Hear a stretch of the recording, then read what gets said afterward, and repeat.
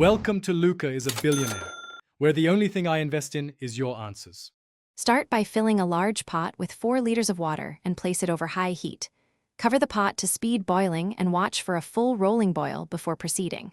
Once boiling, remove the lid and add 1 tablespoon of salt to the water. This seasons the pasta throughout. Using a large pot gives the strands room to move and reduces clumping. Keep the heat high so the liquid returns to a boil quickly after adding the pasta, and prepare a colander for draining. Add the spaghetti to the boiling water and stir immediately for the first 30 seconds to separate strands and prevent sticking. Keep the water at a steady rolling boil and set a timer for 8 minutes, then taste. Aim for 8 to 10 minutes total for al dente texture. When about 2 minutes remain, start checking texture more often. Before draining, ladle out 1 cup of the starchy hot pasta water to use for thinning and emulsifying your sauce later. Drain the pasta well in a colander.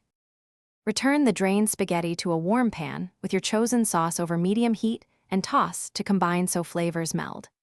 Add reserved pasta water in 2 to 4 tablespoon increments until the sauce reaches a silky, clingy consistency that coats each strand. Finish by stirring in 1 to 2 tablespoons of unsalted butter for gloss and richness, then remove from heat. Plate immediately and top with freshly grated cheese and a pinch of black pepper or chopped herbs. Serve hot to preserve texture and aroma. Thanks for watching and please subscribe. It's the best investment you'll ever make.